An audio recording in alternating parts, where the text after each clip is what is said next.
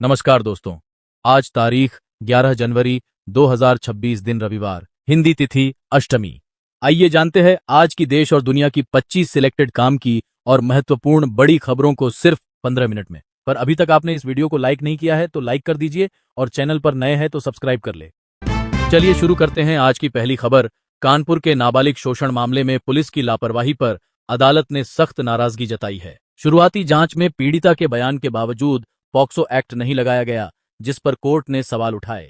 बाद में केस में पॉक्सो समेत गंभीर धाराएं जोड़ी गईं। प्रशासनिक कार्रवाई करते हुए एसीपी को लाइन भेज दिया गया, चौकी इंचार्ज को निलंबित किया गया और जांच अधिकारी बदल दिए गए हैं। एक आरोपी को गिरफ्तार किया गया है, जबकि मुख्य आरोपी अब भी फरार है।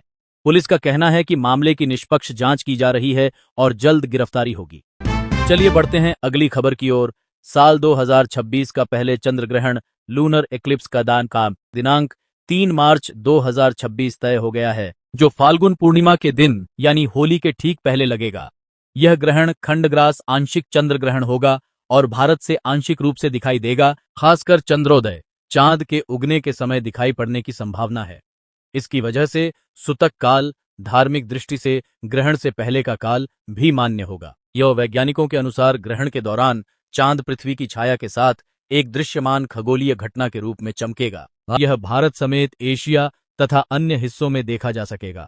ग्रहण का दृश्य भारत में पूरी तरह नहीं दिखेगा, लेकिन इसका अंतिम चरण उच्च स्थानों से देखा जा सकता है। चलिए बढ़ते हैं अगली खबर की ओर। दिल्ली हाईकोर्ट ने लैंड फॉर जॉब्स घोटाले में लालू प्रसाद यादव के करीबी सहयोगी भोला यादव की याचिका पर सीबीआई को जवाब दाखिल करने का आदेश दिया है। भोला यादव ने कोर्ट में तर्क दिया कि मामले में सीबीआई का पूरा केस 5 गवाहों के बयानों पर आधारित है, जो कानून के अनुरूप रिकॉर्ड नहीं किए गए और इसलिए अमान्य हैं। कोर्ट ने सीबीआई को 2 सप्ताह में इस पर अपनी दलील पेश करने को कहा है और अगली सुनवाई 27 जनवरी 2026 तय की है।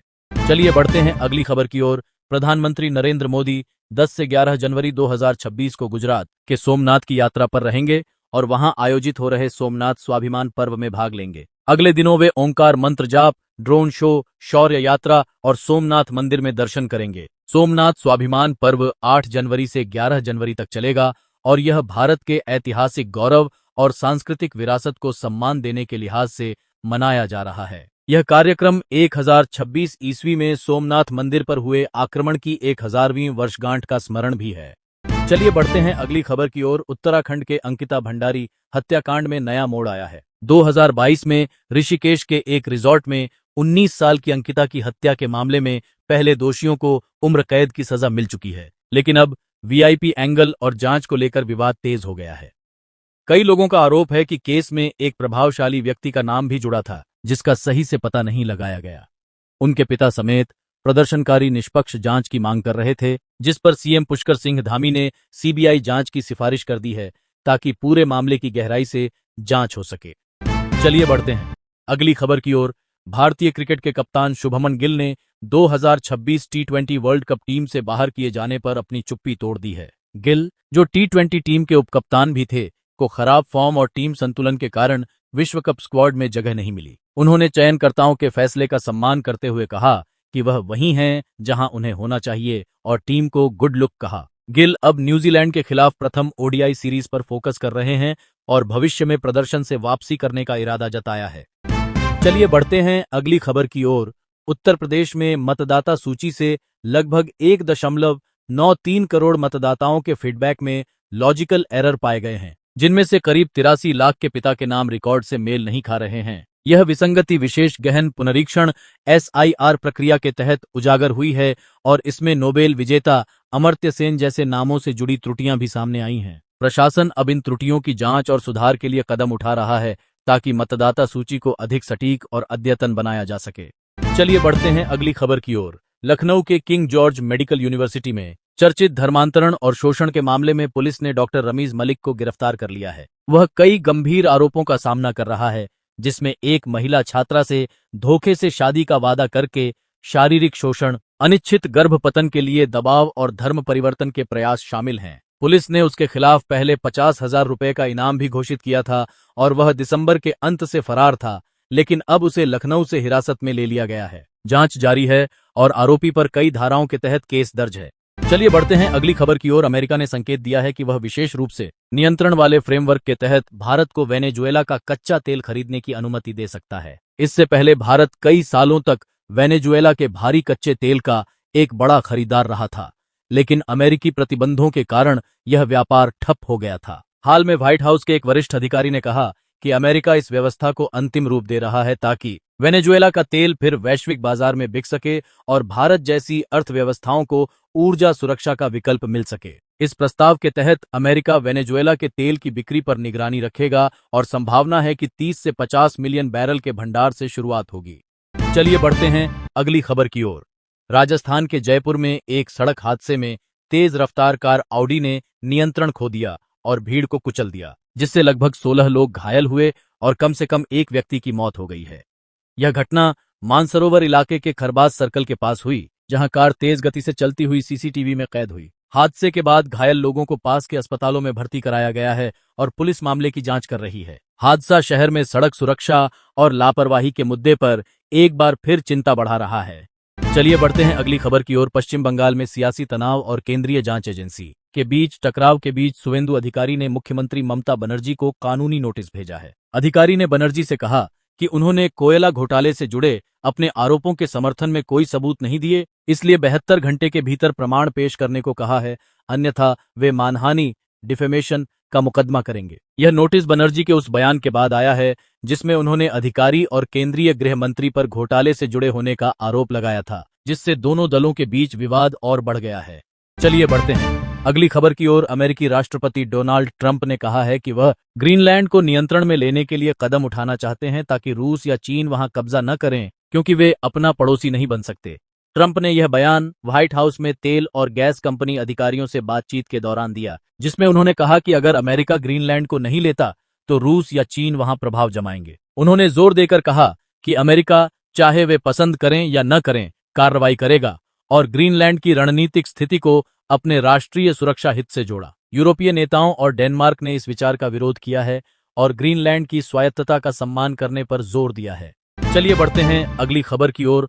रूस ने यूक्रेन पर अब तक के सबसे बड़े हवाई हमलों में से एक करते हुए 242 ड्रोन और 35 मिसाइलें दागीं। यूक्रेनी राष्ट्रपति वोलोदिमीर जेलेंस्की के अनुसार इस हमले में कम से कम 4 लोगों की मौत हुई और दर्जनों घायल हुए हैं। हमले का मुख्य निशाना नागरिक इलाकों और ऊर्जा ढांचे को बनाया गया, जिससे कई क्षेत्रों में बिजली और हीटिंग व्यवस्था बाधित हो गई। जेलेंस्की ने इसे आम नागरिकों के खिलाफ सोची समझी रणनीति बताया और अंतर्राष्ट्रीय समुदाय से रूस पर कड़ी कार्रवाई की मांग की। यह हमला यूक्रेन रूस युद्ध को और भी भयावह बना रहा है।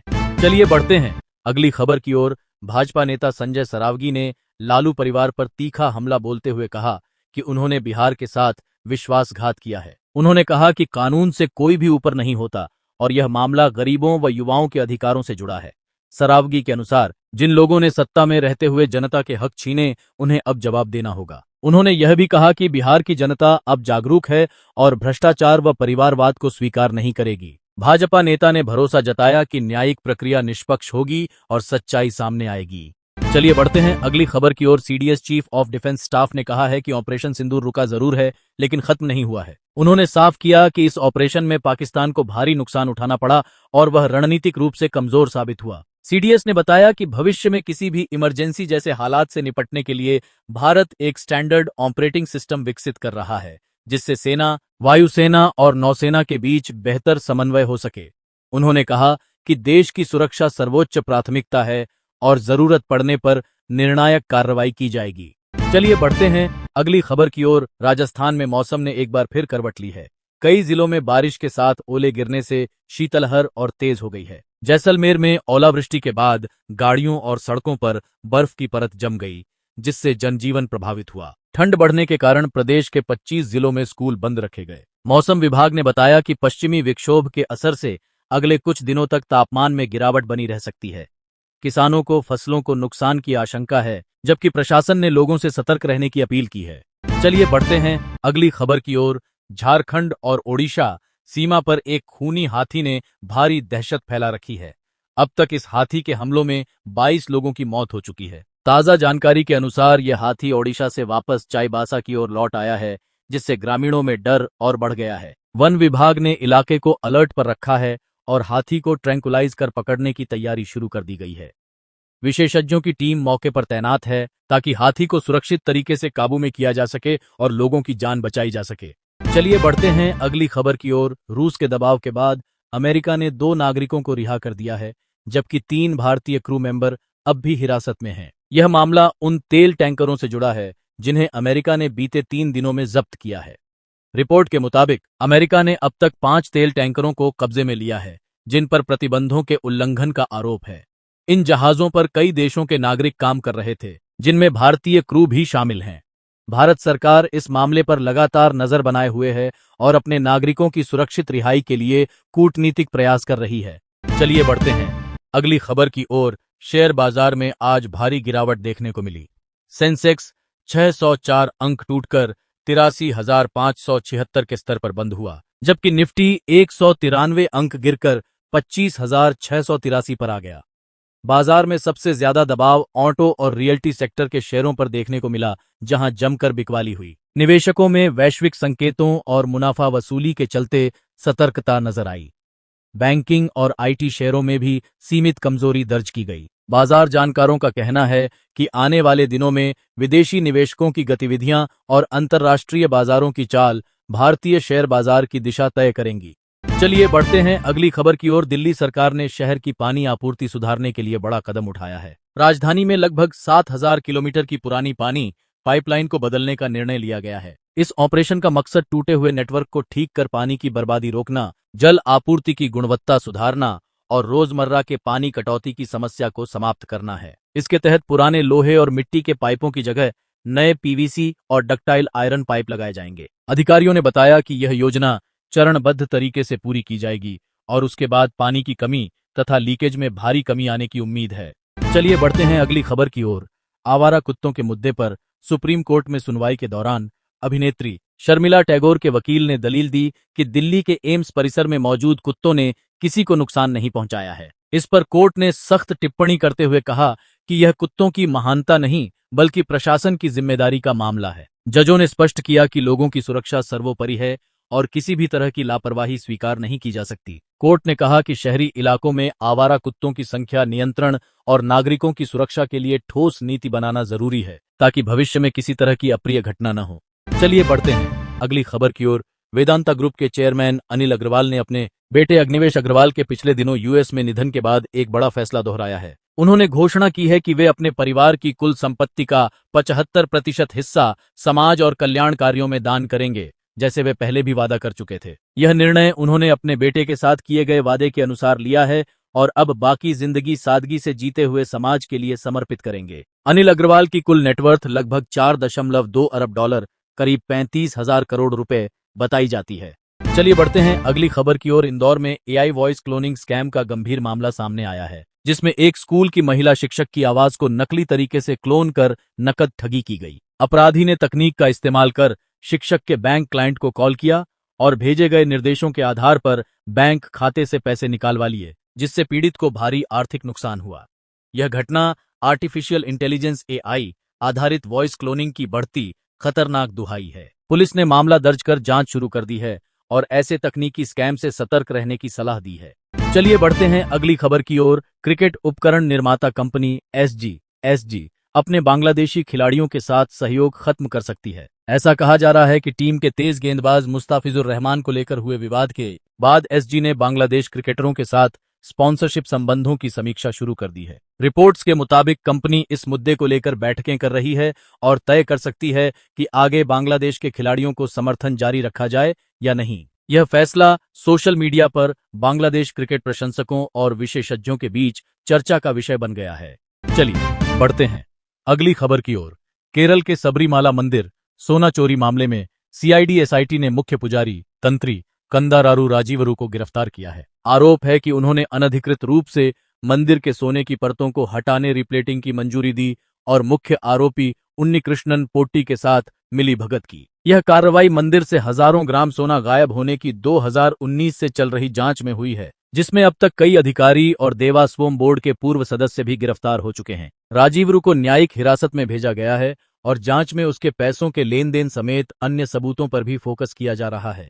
चलिए बढ़ते हैं अगली खबर की ओर। दिल्ली के शालीमार बाग इलाके में एक महिला की दिन दहाड़े गोली मारकर हत्या कर दी गई। बताया जा रहा है कि महिला अपने पति के हत्यारों को सजा दिलाने के लिए लगातार कानूनी लड़ाई लड़ रही थी और मामला सुप्रीम कोर्ट तक पहुंच चुका था। इसी संघर्ष के बीच अज्ञात हमलावरों ने उसे निशाना बना लिया। वारदात के बाद इलाके में दहशत फैल गई। पुलिस ने मौके पर पहुंचकर जांच शुरू कर दी है और सीसीटीवी फुटेज खंगाले जा रहे हैं। शुरुआती जांच में हत्या के पीछे पुरानी रंजिश और केस से जुड़े लोगों की भूमिका की आशंका जताई जा रही है। चलिए बढ़ते हैं अगली खबर की ओर। दिल्ली में आज 4.2 डिग्री सेल्सियस तापमान के साथ इस सीजन की सबसे ठंडी सुबह दर्ज की गई। कड़ाके की ठंड के साथ राजधानी घने कोहरे की चपेट में रही, जिससे जनजीवन प्रभावित हुआ। खासतौर पर आईजीआई एयरपोर्ट पर विजिबिलिटी काफी कम हो गई, जिसके चलते कई उड़ानों की आवाजाही पर असर पड़ा। सड़कों पर भी वाहन चालकों को भारी परेशानी का सामना करना पड़ा।